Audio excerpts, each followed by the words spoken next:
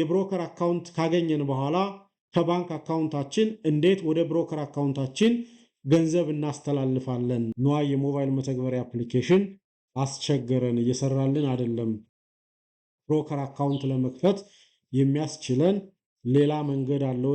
የተወደዳችሁና የተከበራችሁ የብርሃን ፋይናንስ ቤተሰቦች በያላችሁበት ሰላማችሁ ብዝት ይበል እያልኩኝ በዛሬ ቪዲዮአችን የምናየው በኢትዮጵያ የሰነደ ሙዓለ ንዋይ ገበያ ለመሳተፍ ብቁ የሚያደርገንን የብሮከር አካውንት ለመክፈት በምናደርገው ጥረት ውስጥ ንዋይ የሞባይል መተግበሪያ አፕሊኬሽን አስቸገረን፣ እየሰራልን አይደለም።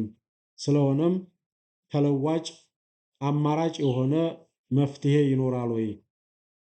ብሮከር አካውንት ለመክፈት የሚያስችለን ሌላ መንገድ አለ ወይ? የሚል እጅግ በጣም ጠቃሚና አስተማሪ የሆነ ጥያቄን ከናንተ ከቻናሉ ቤተሰቦች በተደጋጋሚ አግኝቻለሁ።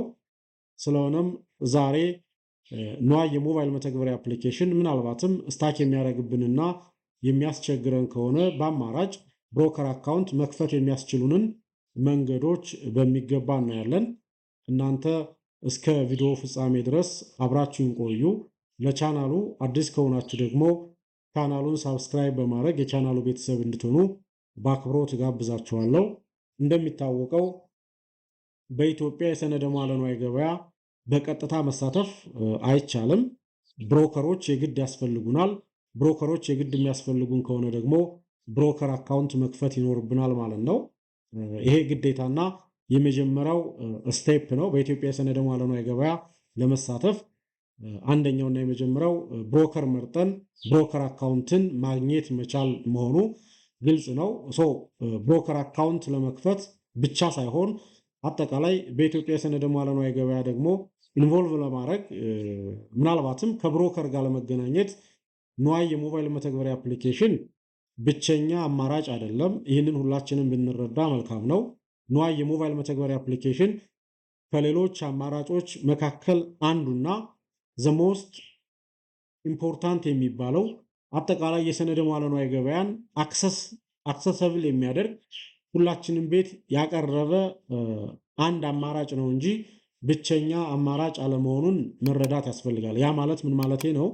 በኢትዮጵያ የሰነደ ሙዓለ ንዋይ ገበያ ለሚኖራችሁ ተሳትፎ ንዋይ የሞባይል መተግበሪያ አፕሊኬሽን ካስቸገራችሁ እጃችሁን አጣጥፋችሁ ሳይሆን መቀመጥ ያለባችሁ እነዚህኞቹን አማራጮች በመጠቀም አጠቃላይ እንቅስቃሴያችሁን ማስቀጠል ትችላላችሁ የሚለውን ለመጠቆም ወድጄ ነው። ስለዚህ ንዋይ የሞባይል መተግበሪያ አፕሊኬሽን እንደሚታወቀው የኢትዮጵያ የሰነደ ሙዓለ ንዋይ ገበያን አክሰሰብል አድርጎታል። ፌር ኤንድ ትራንስፓረንት አድርጎታል። ማንም ሰው የትኛውም የሀገሪቱ ጫፍ ሆኖ የብሮከር አካውንት ለመክፈት ትዕዛዞችን መስጠት ይችላል። የተቋማትን የድርሻ ሰነድ ለመግዛትና ለመሸጥ ትዕዛዞችን ማስቀመጥ ይችላል። አጠቃላይ የኢንቨስትመንት ፖርትፎሊዮን በቀጥታ ማስተዳደር ይችላል። የገበያ አዝማሚያዎችን በቀጥታ ማየት፣ መገምገም እና ውሳኔዎችን ማስቀመጥ እንዲችል ያስችላል።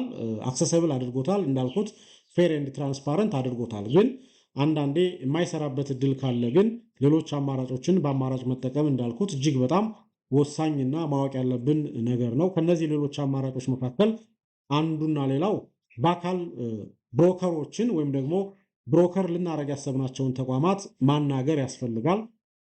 ኦልሬዲ ብሮከር አካውንት ካለን ብሮከር አካውንት ከሌለንና ብሮከር አካውንት ለመክፈት ከሆነ ደግሞ ብሮከር ልናደርግ ያሰብነውን ተቋም በአካል ሂዶ ማናገርና አጠቃላይ የምንፈልገውን አገልግሎት በተገቢው መልኩ ማግኘት የምንችልበት እድል ክፍት መሆኑን መረዳት ያስፈልጋል። እንዳልኩት በአካል ሂዶ ማናገር ለብዙዎቻችን ፊዚብል አይደለም። ኢትስ ኦብቪየስ ክፍለ ሀገር ላሉ ብዙ የማህበረሰብ ክፍል በአካል ብሮከር ኦፊስ ላይ ሂዶ አገልግሎትን ማግኘት ቻሌንጂንግ ነው። ይሄ ያን ያክል ብዙ ውጤታማና ኮስት ኢፌክቲቭ አይደለም። ግን በአማራጭ ካየነውና በዛ መልኩ ስራዎችን ማስቀጠል የምንችልበት እድል ካለ ግን በአማራጭ ማየት የምንችልበት እድል እንዳለ መረዳት አስፈላጊ ነው። ሌላውና ሶስተኛው አማራጭ ሊሆን የሚችለው ብሮከር ልናደርግ ያሰብናቸውን ተቋም ወይም ደግሞ አድርገንም ከሆነ የብሮከራችንን ኦፊሻል ዌብሳይት በመጠቀም የምንፈልገውን አገልግሎት በቀጥታ ማግኘት የምንችልበት እድልም ያለ መሆኑን መረዳት ይኖርብናል። ይሄ ከንዋይ ሞባይል መተግበሪያ አፕሊኬሽን ጋር ኦልሞስት ኢኩቫለንት የሚባል አይነት ሰርቪስ እንኳ ባይሰጠን ዳት ሚንስ የካፒታል ገበያ አገልግሎት የማርኬት አዝማሚያዎችን አያሳየንም።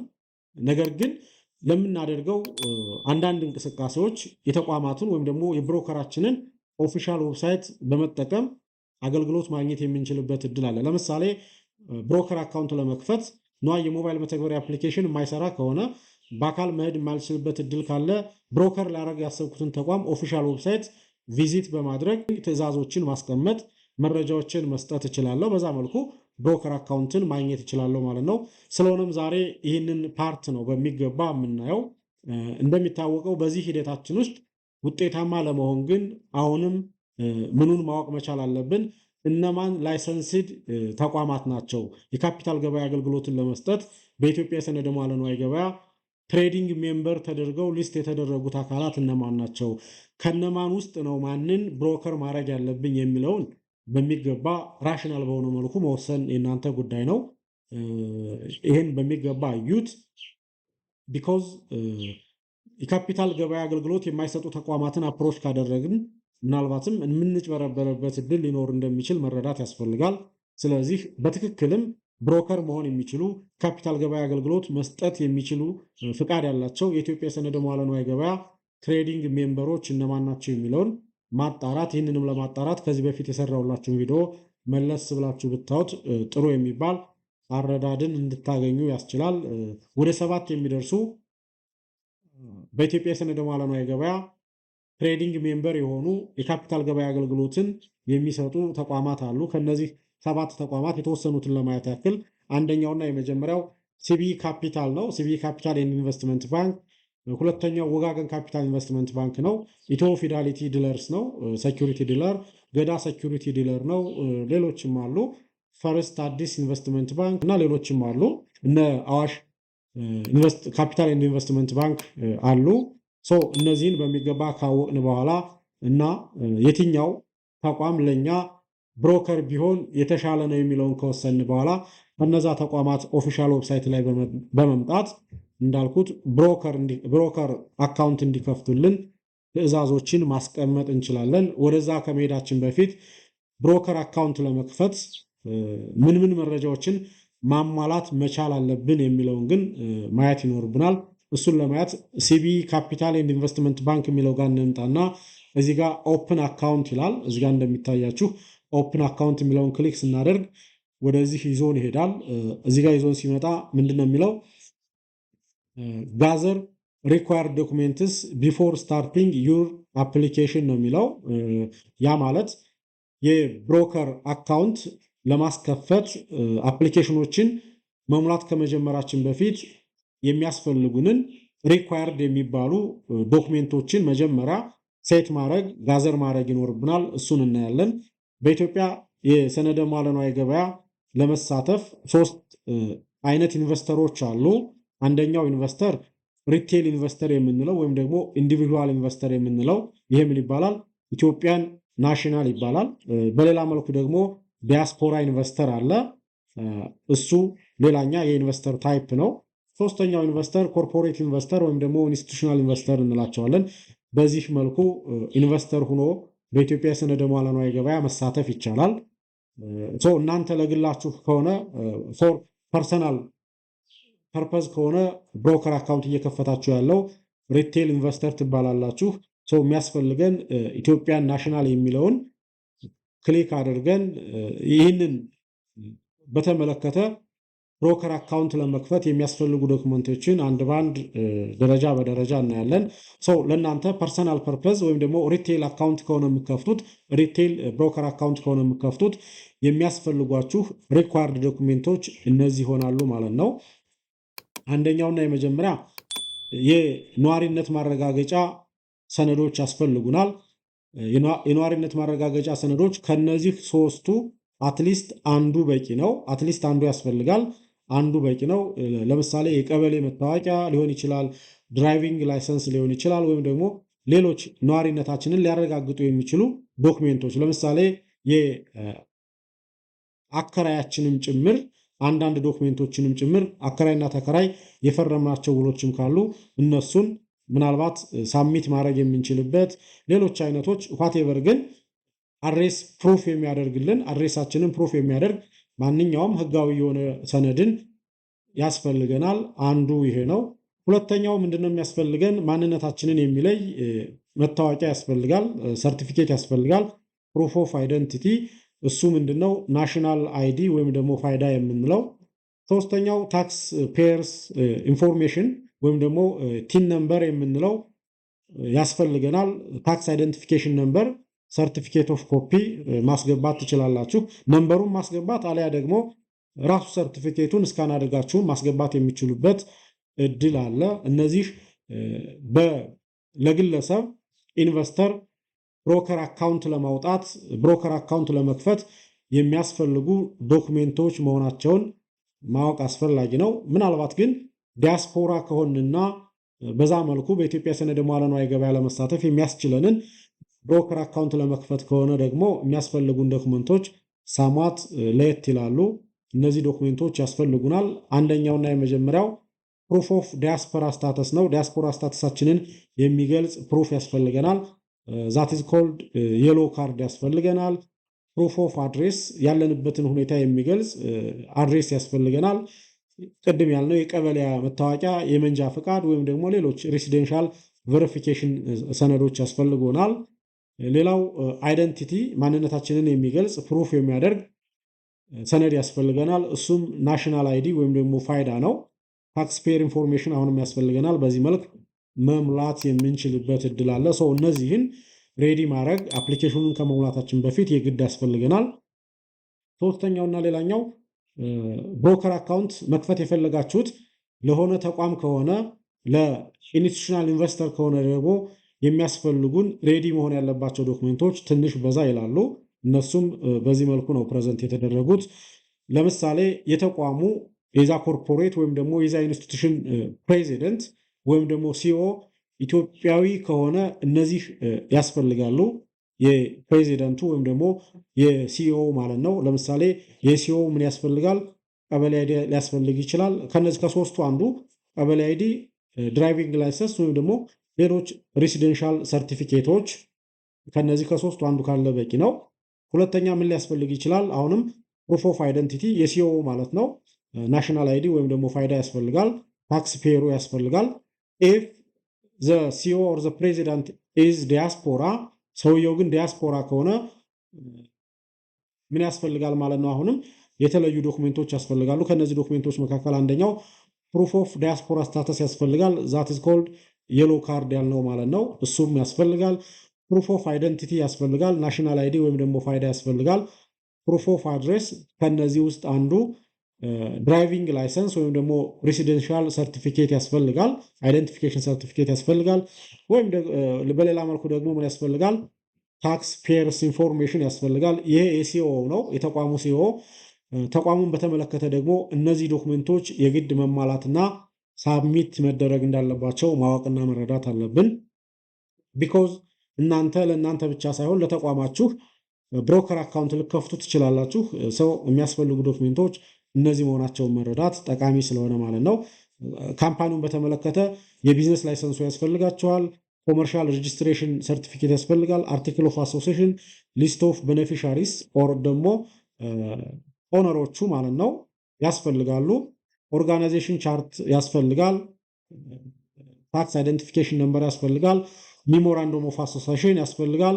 ቦርድ ሪዞሉሽን አውቶራይዚንግ ዘ አካውንት ኦፕኒንግ ይላል። እሱንም ታሟላላችሁ። ሰርቲፊኬት ያስፈልጋል። ሰርቲፋይድ ሼርሆልደር ሬጂስተር እና ኦዲትድ የሆነ ፋይናንሻል ስቴትመንቶች በእጅጉ የሚያስፈልጉና ቅድሚያ ማልተን ልንይዛቸው የሚገቡ አስፈላጊ ዶክሜንቶች መሆናቸውን መረዳት ይኖርብናል። ይህንን ካየን አሁን በቀጥታ እንዴት የብሮከር አካውንት ለማግኘት እንሞላለን የሚለውን እናያለን። እንዳልኩት ይህንን ለመሙላት የግድ መጀመሪያ ምን ያስፈልገናል? ብሮከር የምናደርገውን ተቋም መምረጥ ያስፈልጋል። ሲቢኢ ካፒታልን ካደረጋችሁ እዚህ ጋር ገብታችሁ መምረጥ ትችላላችሁ። ወጋገን ካፒታልን ከሆነ የምታደርጉት ወጋገን ካፒታል ላይ መታችሁ እዚህ ጋር ብሮከሬጅ የሚለው ጋር መታችሁ መሙላት ትችላላችሁ። ለምሳሌ ወጋገን ካፒታል ላይ መታችሁ ወጋገን ካፒታልን ምን ካደረጋችሁት የእናንተ ብሮከር አድርጋችሁ ከመረጣችሁት ማለት ነው። ብሮከር አድርጎ ለመምረጥ በርካታ መስፈርቶችን ልትጠቀሙ ትችላላችሁ።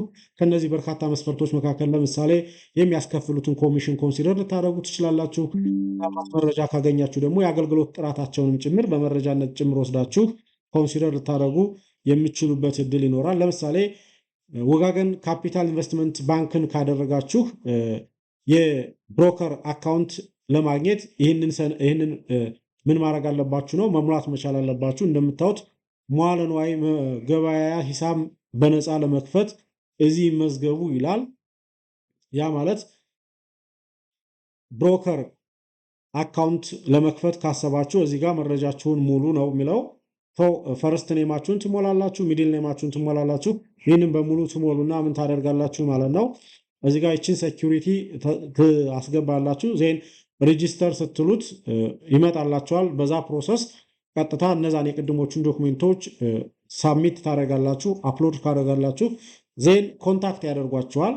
የሚያስፈልጉ መረጃዎች ትክክል ያልሆኑ ተነባቢ ያልሆኑ ወቅታቸው ያለፉ ነገሮች ካሉ እነሱ ጋር ኮሚኒኬት አድርጋችሁ በማደስ በቀጥታ ምንም እንኳን ንዋይ የሞባይል መተግበሪያ አፕሊኬሽን እምቢ ቢላችሁ ቢያስቸግራችሁ በዚህኛው አማራጭ ያለምንም ችግር የብሮከር አካውንት ማግኘት የሚችሉበትን እድል መፍጠር ይቻላል ማለት ነው። ይሄ ማንን ከመረጣችሁ ነው የሚያገለግለው? ወጋገን ካፒታል ኢንቨስትመንት ባንክን ነው። ሁለተኛው ለምሳሌ ኢትዮ ፊዳሊቲን ብትመርጡ ብለን ካሰብን ኢትዮ ፊዳሊቲን የምትመርጡ ከሆነ ደግሞ ብሮከር የማደርገው ኢትዮ ፊዳሊቲ ነው ብዬ ካሰብክ ኢትዮ ፊዳሊቲ ላይ ብሮከር አካውንት ለማግኘት እዚህ ጋር መጣና እዚህ ጋር ሬጂስተር እለዋለሁ። የተወሰነ ዝቅ ስላገኘዋለሁ እንዳልኳችሁ እንደዚህ ዝቅ ስንል እነዚህ የሚያስከፍለኝ የብሮከር ኮሚሽን እና ፊ ናቸው። እዚህ ጋር ስመጣ ወደዚህ ዳይሬክት ያደርገኛል። ጎግል ፎርም ነው የሚጠቀመው። ዜን እዚህ ጋር መረጃዎችን በሙሉ መሙላት ነው። ምንም ችግር የለውም።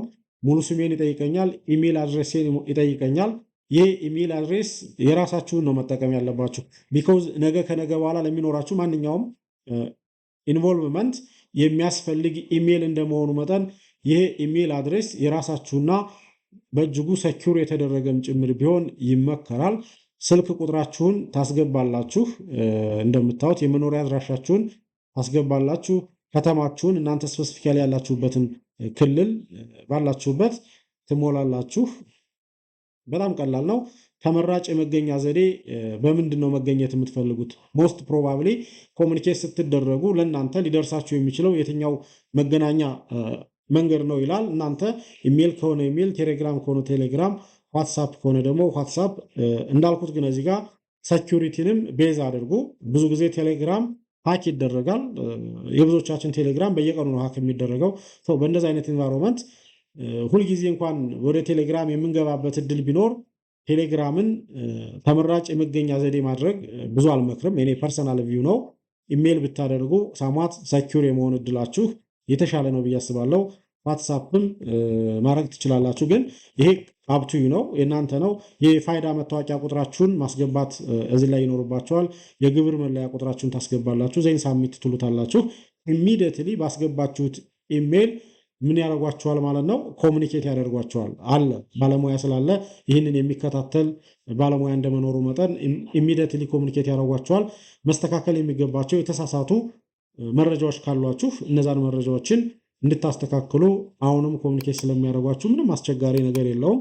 በአማራጭነት በዚህ መልኩ የትሬዲንግ አካውንት ወይም ደግሞ ብሮከር አካውንት ማግኘት የሚችሉበትን እድል መፍጠር ይቻላል። ሶስተኛው ለምሳሌ ገዳ ሴኪሪቲን ከመረጥኩኝ ገዳ ሴኪሪቲን የምመርጥ ከሆነ ደግሞ እንዴት አድርጌ ኦርደር መስጠትና ብሮከር አካውንት ማግኘት ይችላለሁ የሚለውን ለማየት እዚህ ላይ ነው የምንመጣው። ኦፕን አካውንት ይላል። እሱም በአጋጣሚ ጎግል ሽት ነው። እዚህ ላይ መሙላት እንችላለን። ይሄ የአንድ ነው መሙላት የምንችለው። ኢንዲቪዥዋል የሚለው የአንድ ተቋም ነው በአንድ መሙላት የምንችለው፣ ወይ ደግሞ የአንድ ግለሰብ ነው። እሱን ማየት መቻል አለብን። ሙሉ ስማችንን እንጽፋለን፣ የትውልድ ሁኔታችንን እንጽፋለን። ይሄ እንግዲህ ከአንዱ አንዱ የተወሰነ ሞዲፊኬሽን አለው። ይሄ ኦልሬዲ ያው እነሱ ማኔጅ በሚያደርጉ መልኩና ኔክስት በሚያደርጓችሁ ኮሚኒኬሽን የሚስተካከልና የሚሟላ ስለሆነ አንዱ የትውልድ ቀኔን ይጠይቃል፣ አንዱ የትውልድ ቀኔን አይጠይቅም። ይሄኛው ፌክ ነው፣ ይሄኛው ደግሞ ሪሊያብል ነው የሚል አይነት እንትን ሊያደርባችሁ አይገባም። ይሄ እንደየ ሁኔታው ነው። ጉግል ፎርሙን ሲያዘጋጁ ባዘጋጁበት መጠን ልክ እንጂ በመሰረታዊነት ሁሉም ኬዋይሲ የሚባል ነገር ይወስዳሉ። ግዴታ እናንተን ማወቅ መቻል ስላለባቸው እና ዋና ዋና የሚባሉ ነገሮችን የሚወስዱበት እድል አለ። ለምሳሌ ሁሉም ብትሄዱ ይህንን የመታወቂያ አይነትን አይዘሉትም። እንደምታዩት እዚህ ጋር ቀይ ሆኗል። ቀይ የሆነው ሪኳየርድ መሆኑን ለማሳየት ነው። ግዴታ ቬሪፋይ መደረግ መቻል አለበት። አድሬሳችሁ፣ አይደንቲታችሁ የግድ ቬሪፋይ ይደረጋል። በዚህ መልኩ እነዚህን መረጃዎቻችሁን ሞልታችሁ ከጨረሳችሁ በኋላ አሁንም እዚህ ጋር ምን ማድረግ ነው የሚጠበቅባችሁ? ሳብሚት ማድረግ ነው። ምንም የተለየ ነገር የለም። በዚህ መልኩም በአማራጭ ምንም እንኳን ንዋይ የሞባይል መተግበሪያ አፕሊኬሽን የበለጠ ለሁላችንም ቀላል እንኳ ቢሆን በስልካችን የምናገኘው ቀላል የሚባል የሰነደ መዋዕለ ንዋይ ገበያን ቤታችን ድረስ ያመጣ አፕሊኬሽንም እንኳ ቢሆን የተወሰነ ችግር ካለበትና ለጊዜውም ቢሆን በካፒታል ገበያ ውስጥ የሚኖረን እንቅስቃሴ መስተጓጎል የለበትም ብለን ካሰብን ግን በአማራጭ የብሮከሮቻችንን ወይም ደግሞ ብሮከር ልናደርግ ያሰብናቸውን ተቋማት ዌብሳይትም ጭምር በመጠቀም ኦልሞስት ተመሳሳይ የሚባል አገልግሎቶችን ማግኘት፣ ነገር ግን ፐርፌክትሊ ንዋይ ሞባይል መተግበሪያ አፕሊኬሽን የሚሰጠውን ጥቅም የተቋማቱ ዌብሳይት ይሰጣል ማለት ግን እንዳልሆነ ተረዱ። ቢኮዝ ንዋይ የሞባይል መተግበሪያ አፕሊኬሽን አጠቃላይ ስለ ሰነደ መዋዕለ ንዋይ ገበያው ሙሉ መረጃን ፌር ኤንድ ትራንስፓረንት አክሰሰብል በሆነ መልኩ የሚሰጥ ነው። ይሄኛው ግን እነሱን ኮሚኒኬት ለማድረግ ለምታደርጉት እያንዳንዱ ጥረት ማግኘት ትችላላችሁ። የግዥና የሽያጭ ትዕዛዝ ባይዘወይ በብሮከራችሁ ዌብሳይት በዚህ መልኩም ኦርደር ማድረግ የምችሉበት እድል አለ።